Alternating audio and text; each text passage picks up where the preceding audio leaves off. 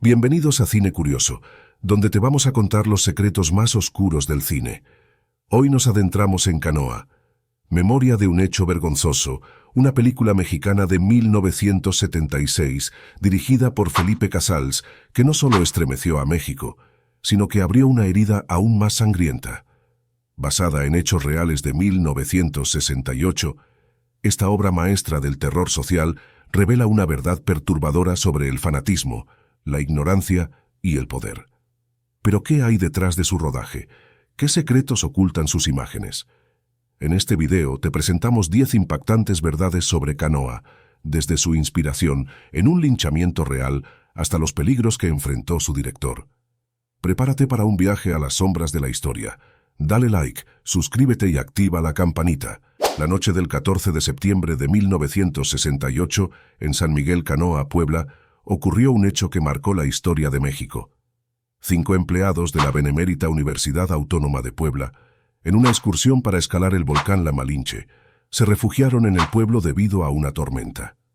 Lo que no sabían era que el párroco local, Enrique Mesa Pérez, había sembrado paranoia, acusándolos de ser comunistas subversivos. Incitada por el sacerdote, una turba de 2000 personas los linchó brutalmente, dejando 4 muertos, incluidos 2 pobladores que intentaron protegerlos.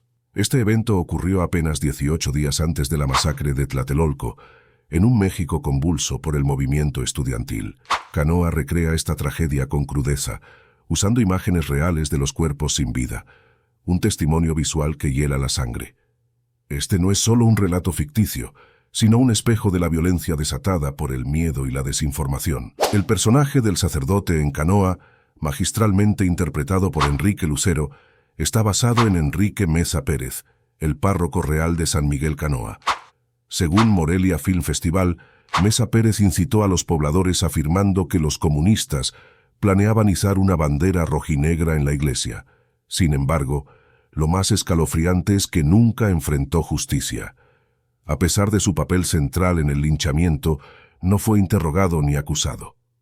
Las condenas para los atacantes fueron mínimas, y muchos salieron libres en meses.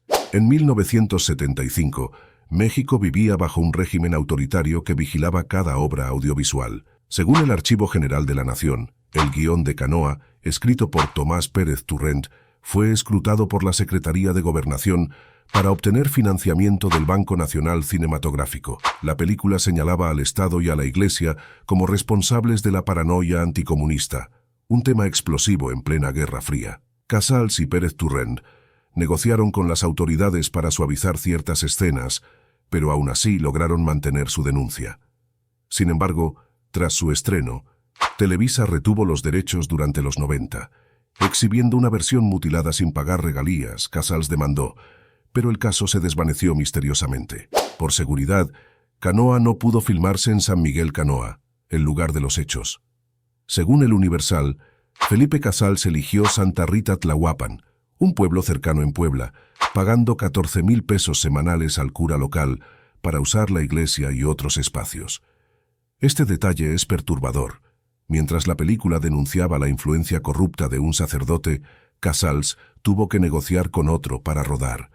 Los sobrevivientes del linchamiento asesoraron al equipo, asegurando que cada escena reflejara la realidad, pero la hostilidad del pueblo original hizo imposible regresar.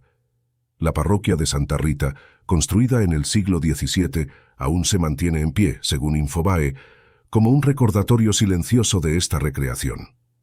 Este cambio de locación no solo fue logístico, sino un reflejo del miedo que aún reinaba en Canoa, donde la verdad seguía siendo un tabú. Uno de los aspectos más inquietantes del rodaje fue la participación de los sobrevivientes del linchamiento. Según Milenio, Casals insistió en que estuvieran presentes para garantizar la autenticidad de los hechos.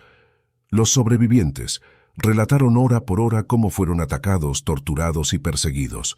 En una entrevista para Telediario, Casals confesó que eliminó escenas insoportables en el montaje porque el público no las habría resistido.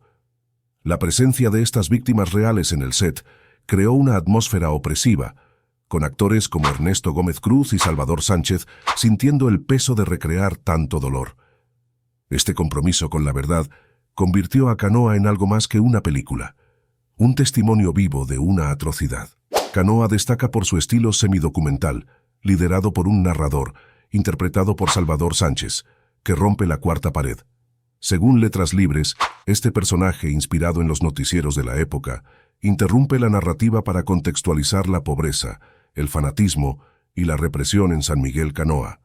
Su tono crítico, casi acusador, fue un riesgo narrativo que Felipe Casals tomó para conectar con el público. Alfonso Cuarón, él y tu mamá también, se inspiró en este narrador para su propia voz en off, según Criterion. Pero en 1976, esta técnica era revolucionaria y perturbadora, haciendo que los espectadores se sintieran cómplices de la tragedia.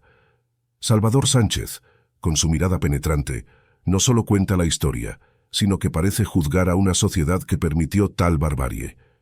Este narrador es la voz de la conciencia mexicana, un eco que aún resuena. El rodaje de Canoa fue una odisea peligrosa. Según Proceso, Casals y su equipo enfrentaron hostilidad en Santa Rita, Tlahuapan, donde los pobladores desconfiaban de la producción. La extorsión del cura local, que cobró miles de pesos por permitir el uso de la iglesia, añadió tensión. Pero el momento más aterrador ocurrió cuando Casals y Tomás Pérez Turrent intentaron entrevistar al párroco real, Enrique Mesa Pérez. Durante la charla, Mesa sacó una pistola, la colocó sobre la mesa y los amenazó sutilmente. Casals relató a Proceso cómo huyeron en un Volkswagen, temiendo por sus vidas. Este incidente revela el riesgo que corrió el equipo al exponer una verdad incómoda en un México, donde la censura y la violencia silenciaban a los disidentes. Canoa no solo es una obra maestra, sino un parteaguas en el cine mexicano. Según Morelia Film Festival, forma parte de la trilogía de terror social de Casals, junto a El Apando y Las Poquianchis, que retrató la violencia y la corrupción en el México de los 70. Su estreno en 1976, premiado con un Oso de Plata en Berlín, demostró que el cine nacional podía ser crudo, político y universal. Canoa ocupa el lugar 14 en la lista de las 100 mejores películas mexicanas, según la revista Somos de 1994. Directores como Alfonso Cuarón y Amat Escalante han citado su influencia, según Cineteca Nuevo León. Su estilo semidocumental y su denuncia del fanatismo inspiraron un cine de crítica social que desafió al régimen. Pero su legado es agridulce. El cine mexicano actual rara vez aborda temas tan incómodos con tanta valentía, dejando a Canoa como un recordatorio de lo que el arte puede lograr. Canoa no solo cuenta una tragedia local, sino que es una alegoría de la represión de 1968. Según Univisión, el linchamiento ocurrió días antes de la masacre de Tlatelolco, donde el gobierno mexicano asesinó a cientos de estudiantes. La película muestra un cortejo fúnebre cruzándose con un desfile del Día de la Independencia, una metáfora del México dividido entre celebración y luto. El eslogan, "Cero parecer estudiante en 1968", era más peligroso que ser asesino o ladrón. Resume la paranoia anticomunista promovida por el presidente Gustavo Díaz Ordaz, según Proceso. Canoa conecta ambos eventos, mostrando cómo el discurso oficial criminalizó a los jóvenes, alimentando la violencia en todo el país. Esta conexión convirtió a la película en un grito de denuncia, un recordatorio de que Canoa y Tlatelolco son heridas abiertas en la memoria colectiva mexicana.